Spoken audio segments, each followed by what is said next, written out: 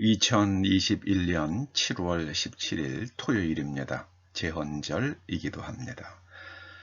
오늘 예수님의 친언 6번째 꼭지입니다. 삶의 대원칙, 오직 하나님을 경배하라. 오직 하나님을 경배하라. 말씀은 마태복음 4장 10절입니다. 마태복음 4장 10절 먼저 함께 읽어보시겠습니다. 사탄아 물러가라.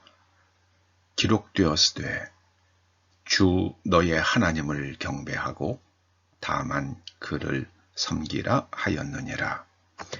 사탄아 물러가라. 기록되었으되 주 너의 하나님을 경배하고 다만 그를 섬기라 하였느니라.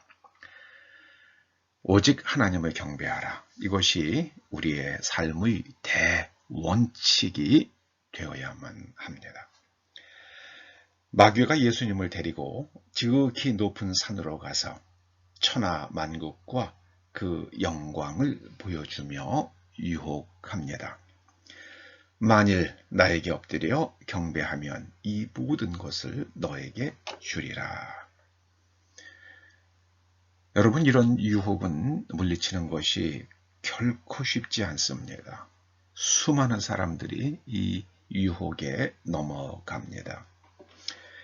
일본이 한일 합방을 할 때 고종과 을사오적을 무엇으로 유혹했습니까? 한일 합방 후 고종은 일본의 귀족이 되었고 고종과 그의 후손들은 일본이 패망할 때까지 매월 큰 금액을 생활비로 받았습니다. 을사오적도 많은 재물과 땅을 얻었습니다. 이런 류의 유혹은 오늘도 일어나고 있습니다. 미국의 정치인들과 학자들 가운데 중공의 돈의 유혹에 넘어간 이들이 적지 않아 보입니다. 우리들도 살면서 이런 유혹을 받을 수 있습니다. 하나님의 말씀을 어기면 돈과 권력과 영광을 얻을 수 있더라도 이런 유혹에 넘어가면 안 됩니다. 넘어가는 순간 파멸입니다. 어제 처가의 한 어른을 배웠습니다. 그분이 젊은 시절에 해군에 복무하면서 겪은 회고담을 들을 기회가 있었습니다. 그 한 토막입니다. 1965년 한국이 월남에 최초로 참전을 할 때 첫 파병 부대는 비둘기 부대였습니다. 이분은 해군에 복무하던 중에 이제 월남에 가게 되었는데 그때 수많은 일들을 하면서 그 가운데 하나가 PX 업무였습니다. 미군 부대에 가서 서명만 하면 5만 가지 면세 물품을 가져다 팔 수 있었습니다. 물론 사가는 대상은 한국 군인들입니다. 그런데 하루는 한국인 사업가가 이분을 집으로 초청해 아주 융숭히 대접하면서 차떼기를 하자고 유혹하더라는 겁니다. 그 말을 듣는 순간 이분이 식탁을 둘러엎고 그 자리를 박차고 나오셨습니다.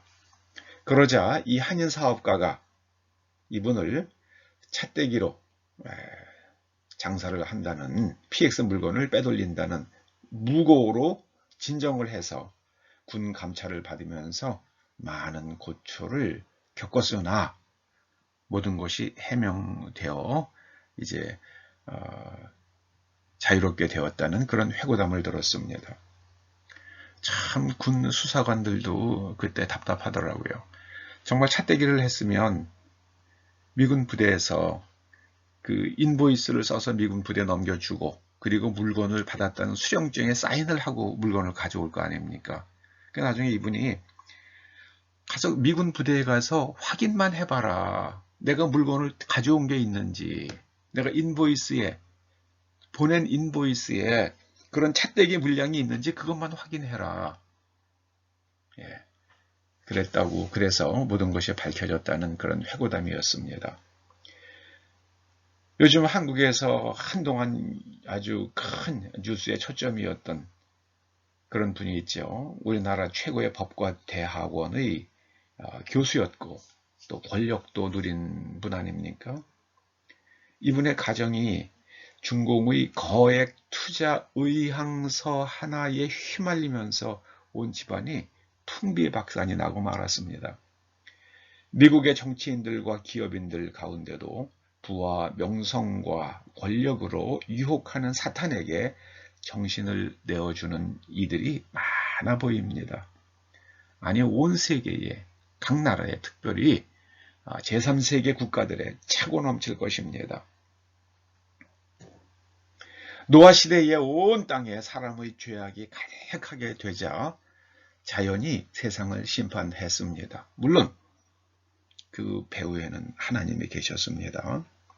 지금 지구상에서 일어나고 있는 자연재해들이 말도 못합니다. 그런데 그 자연재해들을 범상히 볼 일이 아닙니다. 그 인간의 죄악에 대한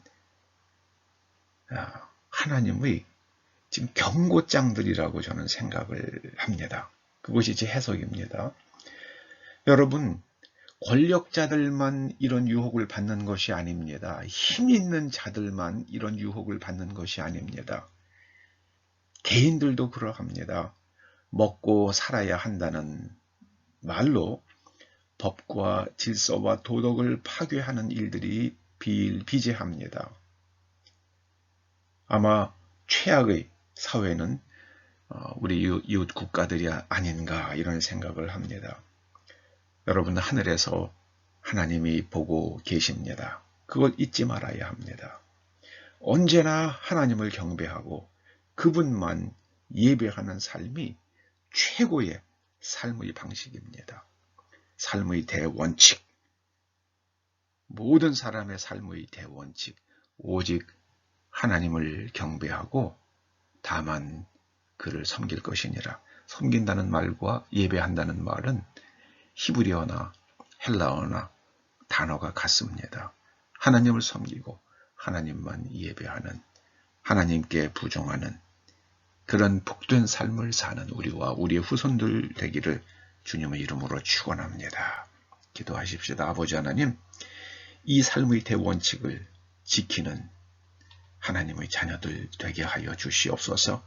오직 하나님을 경배하고 다만 하나님을 예배하는 사람이 되어서 하늘의 그 풍성한 복을 누리게 하여 주시옵소서.